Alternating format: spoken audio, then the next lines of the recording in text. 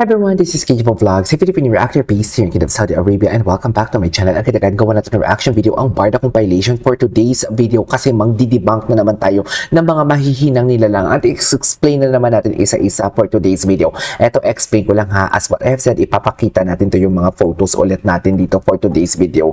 Nakikita nyo ba ang kinaibahan ng latest jogging compare sa jogging before? Pero KJ, bakit sila nag-holding hands dito sa una? Dito dito. Bakit sila nag-holding hands dyan, KJ? Diba? Kasi papalabas pala nga ni, may movie nga ni for today's video. May movie nga ni, kaya nag-holding hands sila. Pero compare dito sa pangalawa, wala nang holding hands for today's video. Wala na. I doubt na pinagbawalan ni Mami Ami. May mga chika na pinagbawalan daw ni Mami Ami for today's video. May mga chikang gano'n na pinagbawalan daw ni Mami Ami na makipag-holding hands si Barbie. I doubt. Hindi siguro.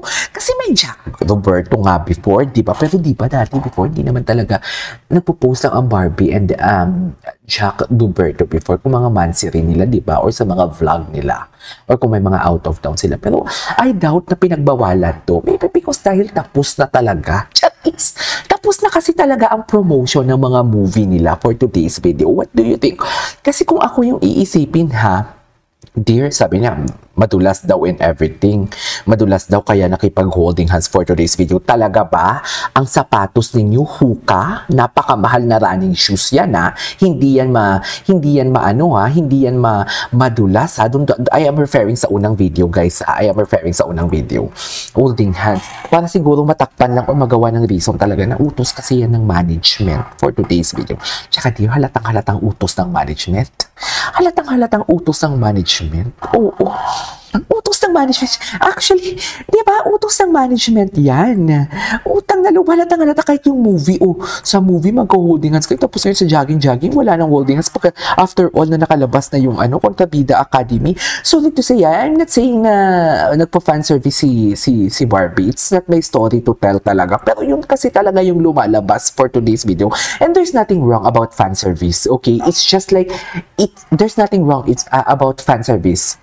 Kasi parang the fan service is something like binibigyan tayo ng binibigyan tayo ng what do you call this? Binibigyan tayo ng satisfaction ng isang iniidolo natin. So there is nothing wrong about that. Pero ang akin lang naman kasi talaga wag naman sanang iba si Barbie and si Jameson. Wag naman sana mag-throw ng hates. Kasi gusto ko. Sino ka, KJ? I mean, sino ba naman yung ayaw na tipong, masarap kaya yung marami tayo. 'Di ba? Masarap kaya yung marami tayo. Kasi ibig sabihin ng marami tayo, maraming sumusuporta sa Barda. More projects to come. Alam mo, kahit may project pa si Jameson and si Barbie, it's okay. Because meaning to say, more money, more visible silang dalawa. Or kahit kay Barbie man lang, huwag na natin isama si Jameson. More money kay Barbie, knowing that Barbie is mapagmahal sa kanyang mga magulang. Right? So marami akong chismis ngayon. Marami tayong i-debunk ngayon for today's video. Anyways, balik na tayo dito. And ano na naman to yung chismis nila about sa 4th floor na babae? Diyos ko, ayan na, gulong-gulo talaga tayo for today's video. Sorry. Akala ko ba nakalaalis na papuntang Australia? Naalala ko yun, tigilan nyo ko. That was August 18. Sabi nila, August 18, bumalik na ng Australia si girl, hinatid ni Mami Eden. Oy. Hindi ko nakakalimutan yan. Tapos may na-spotted doon. May spotted doon ang babae doon sa basketball ni Gunoo. Tapos si Ginoo spotted doon sa 4th floor. Tapos ngayon sinabi nyo na naman, binawi ninyo na hindi umuwi ng August 18, right? Oo, August 18, hindi umuwi ng August 18 sa Australia. Contradicting sa kinuwento ninyo na hinatid ni Mami Eden, tigilan niyo ko, di ba? Pangalawa, ngayon andyan na naman, may babae na naman sa 4th floor. Halos lahat pala talaga ng babae na makausap kay ni Ginoo. Si Alex Manalang, tapos pa iba-iba ang muka. Totoo ba yan? Totoo, ang dami namang Alex Manalang for today's video. Ayan na, yung chinichip ako sa inyo ha. Tsaka bakit puro sa 4th floor? Doon pa lang talaga.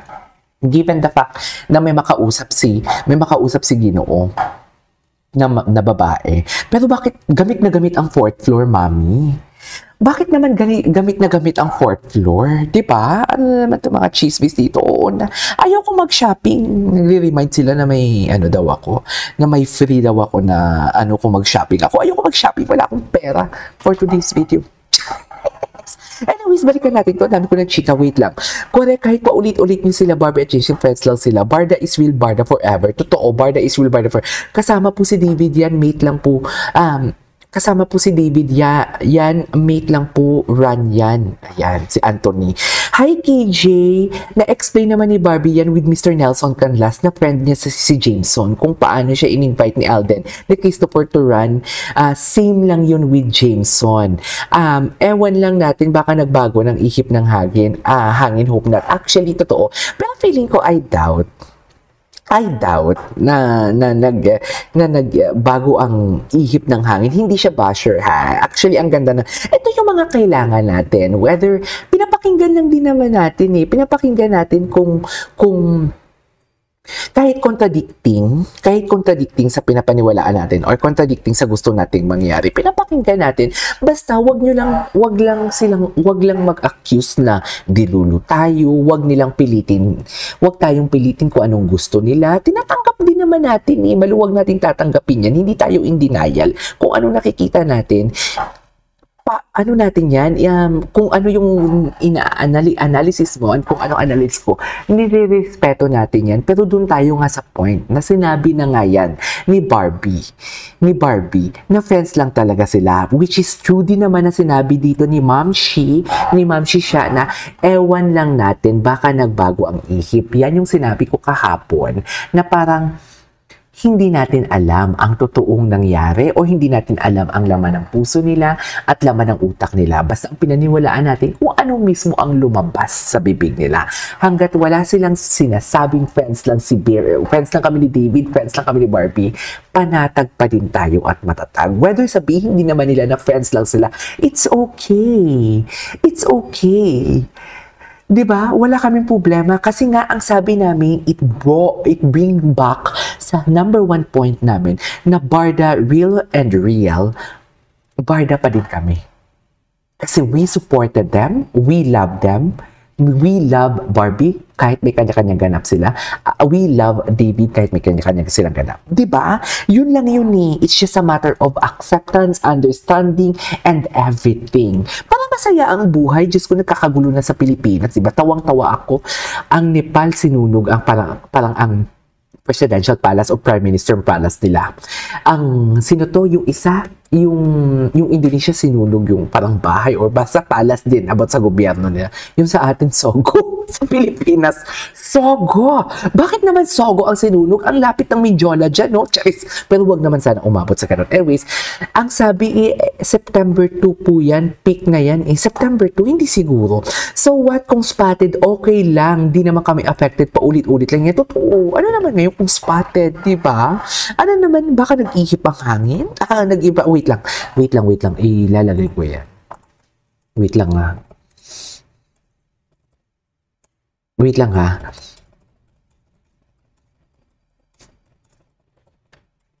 Di ba? Which is nagbago na nga man talaga ang ihip ng hangin. I couldn't agree more sa nagbagong ihip ng hangin kasi sa una, sweet na sweet sila eh. May pa-holding hands. Ngayon wala na. Wala nang wala nang holding hands. So baka nag-ihip. Nagbago na talaga ang ihip ng hangin. Running mate lang yan, period. Totoo. Kasi nga, diba? Kung ano nga ginagawa ni Barbie kina Christopher Martin and Alden, ganun din ang atake niya. Pero bakit kay Ginoo walang mga pakandong? Bakit kay Ginoo walang pa-holding hands na malala sa private events? Because may mali siya. Kasi kung walang mali siya, di ba makikipag-holding hands si Barbie? Best in fan service si Barbie. Kaya hindi ko din kaya minsan hindi ko din maisip-isip talaga na parang talaga ba si Barbie nagpa-fan service? Kasi kay Ginoo hindi naman niya kayang mag-fan service. Sa totoo lang. Di ba? Nare-realize nyo ba? Hindi niya kayang mag-fan service kay Ginoo. Anyways, tatapusin lang natin to. Period. Visitors sa next video. This is KJ Vlogs and see you on my next vlog. Bye!